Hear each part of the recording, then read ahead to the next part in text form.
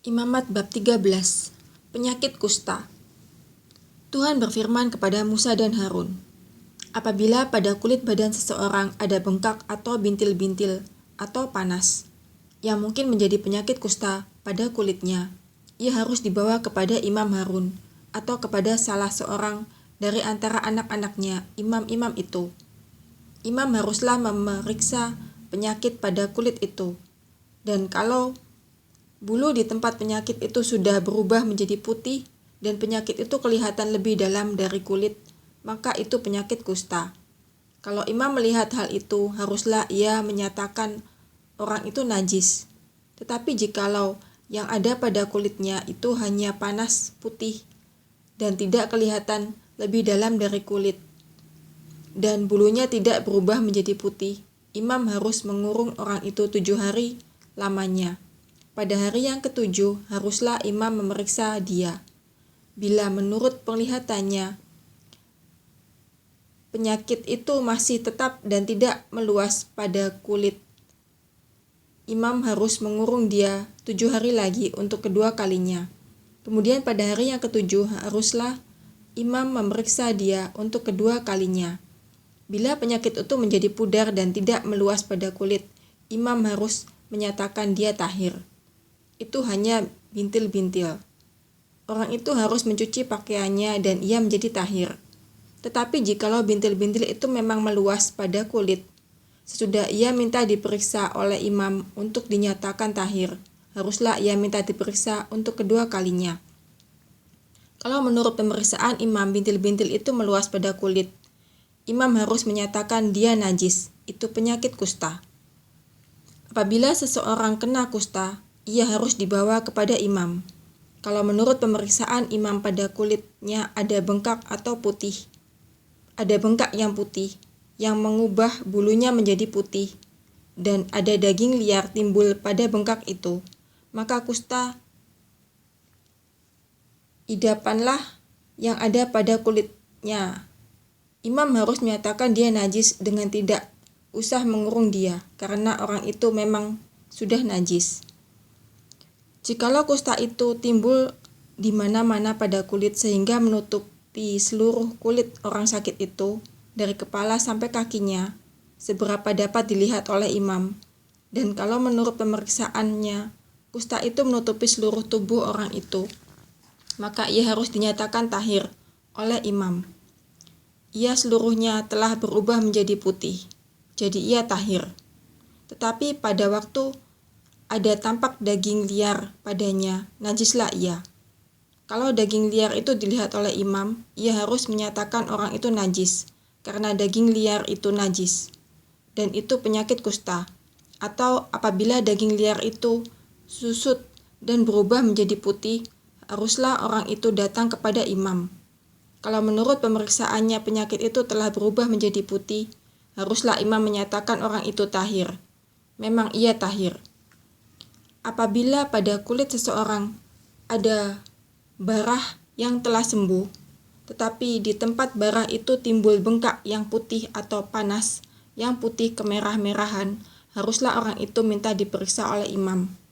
Kalau menurut pemeriksaannya, panau itu kelihatan lebih dalam daripada kulit, dan bulunya telah berubah menjadi putih, maka imam harus menyatakan orang itu najis, karena penyakit kustalah yang timbul di dalam barah itu. Tetapi jikalau panau itu diperiksa oleh imam dan ternyata tidak ada bulu yang putih padanya dan tidak lebih dalam daripada kulit, malahan pudar, imam harus mengurung orang itu 7 hari lamanya. Dan jikalau panau itu memang meluas pada kulit, imam harus menyatakan dia najis, itu penyakit kusta. Tetapi jikalau panau itu masih tetap dan tidak meluas, maka itu bekas barah, dan imam harus menyatakan orang itu tahir.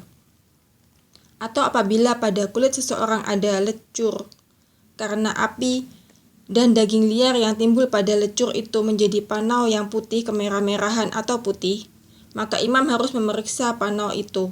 Bila ternyata bulu pada panau itu berubah menjadi putih dan panau itu kelihatan lebih dalam dari kulit, maka yang timbul di dalam lecur itu adalah penyakit kusta. dan imam harus menyatakan orang itu najis, itu penyakit kusta. Tetapi jikalau menurut pemeriksaannya tidak ada pada panau itu bulu yang putih dan panau itu tidak lebih dalam daripada kulit, malahan pudar, imam harus mengurung orang itu 7 hari lamanya. Pada hari yang ke-7, imam harus memeriksa lagi dia. Jikalau panau itu memang meluas pada kulit, maka haruslah imam menyatakan dia najis, itu penyakit kusta. Tetapi jikalau panau itu masih tetap dan tidak meluas pada kulit, malahan pudar, maka itu bengkak lecur dan imam harus menyatakan dia tahir, sebab itu bekas lecur. Apabila seseorang laki-laki atau perempuan mendapat penyakit pada kepala atau pada janggut, imam harus memeriksa penyakit itu. Bila itu kelihatan lebih dalam dari kulit dan ada padanya rambut halus yang kuning, maka imam harus menyatakan orang itu najis karena itu kudis kepala, yakni kusta kepala atau kusta janggut.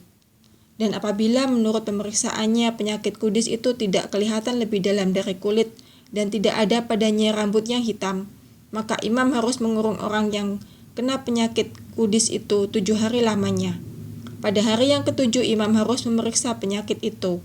Bila ternyata kudis itu tidak meluas dan tidak ada rambut yang kuning padanya, dan kudis itu tidak kelihatan lebih dalam dari kulit, maka orang itu harus bercukur. Hanya tempat kudis itu tidak boleh dicukurnya. Lalu imam harus mengurung orang yang kena kudis itu untuk kedua kalinya, 7 hari lagi. Kemudian pada hari yang ke-7 imam harus memeriksa lagi kudis itu. Bila ternyata kudis itu tidak meluas pada kulit dan tidak kelihatan lebih dalam dari kulit, maka imam harus menyatakan orang itu tahir, dan ia harus mencuci pakaiannya, dan ia menjadi tahir. Tetapi jikalau kudis itu memang meluas pada kulit, sesudah ia dinyatakan tahir, dan menurut pemeriksaan imam kudis itu meluas pada kulit, maka imam tidak usah lagi mencari rambut yang kuning. Memang orang itu najis. Tetapi jikalau menurut penglihatan imam kudis itu masih tetap dan ada rambut hitam tumbuh pada kudis itu, maka kudis itu sudah sembuh dan orang itu tahir dan imam harus menyatakan dia tahir. Apabila pada kulit seorang laki-laki atau perempuan ada panau-panau, yakni panau-panau yang putih, imam harus melakukan pemeriksaan. Bila ternyata pada kulitnya ada panau-panau pudar dan putih, maka hanya kuraplah yang timbul pada kulitnya, dan orang itu tahir. Apabila rambut kepala seorang laki-laki meluruh, dan ia hanya menjadi botak, ia tahir. Jikalau rambutnya meluruh pada sebelah mukanya, dan ia menjadi botak sebelah depan, ia tahir. Tetapi apabila pada kepala yang botak itu, sebelah atas atau sebelah depan, ada penyakit yang putih kemerah-merahan, maka penyakit kustalah yang timbul pada bagian kepala orang botak itu. Lalu imam harus memeriksa dia. Bila ternyata bahwa bengkak pada bagian kepala yang botak itu putih kemerah-merahan dan kelihatannya seperti kusta pada kulit, maka orang itu sakit kusta dan ia najis. Dan imam harus menyatakan dia najis karena penyakit yang di kepalanya itu.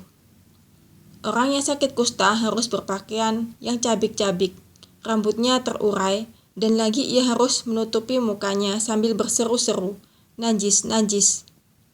Selama ia kena penyakit itu, ia tetap najis. Memang ia najis, ia harus tinggal terasing di luar perkemahan, itulah tempat kediamannya. Apabila pada pakaian ada tanda kusta, pada pakaian bulu domba atau pakaian lenan, entah pada benang lungsin atau benang pakannya, entah pada kulit atau sesuatu barang kulit. Kalau tanda pada barang-barang itu sudah kemerah-merahan warnanya, maka itu kusta. Hal itu harus diperiksakan kepada imam. Kalau tanda itu telah diperiksa oleh imam, ia harus mengasingkan yang mempunyai tanda itu 7 hari lamanya. Pada hari yang ke-7, ia harus memeriksa tanda itu lagi.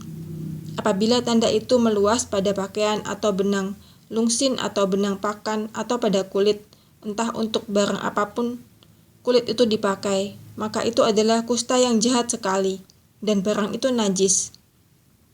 Ia harus membakar barang-barang yang mempunyai tanda itu. karena itu kusta yang jahat sekali. Barang-barang itu harus dibakar habis. Tetapi jikalau menurut pemeriksaan imam tanda itu tidak meluas pada barang-barang itu, maka imam harus memerintahkan orang mencuci barang yang mempunyai tanda itu. Lalu ia harus mengasingkannya 7 hari lagi untuk kedua kalinya. Kemudian sesudah barang itu dicuci, imam harus memeriksa tanda itu lagi. Bila ternyata rupa tanda itu tidak berubah, biarpun itu tidak meluas, maka barang itu najis, dan engkau harus membakarnya habis, karena tanda itu semakin mendalam pada sebelah belakang atau sebelah muka. Dan jikalau menurut pemeriksaan imam, tanda itu menjadi pudar sesudah dicuci, maka ia harus mengoyakkannya dari barang-barang itu. Tetapi jikalau tanda itu tampak pula pada barang-barang itu, maka itu kusta yang sedang timbul. Barang yang mempunyai tanda itu haruslah kau bakar habis. Tetapi barang-barang yang telah kau cuci, sehingga tanda itu lenyap daripadanya, haruslah dicuci untuk kedua kalinya, barulah menjadi tahir. Itulah hukum tentang kusta yang ada pada pakaian bulu domba atau lenan atau pada benang lungsin atau pada benang pakan atau pada setiap barang kulit untuk menyatakan tahir atau najisnya.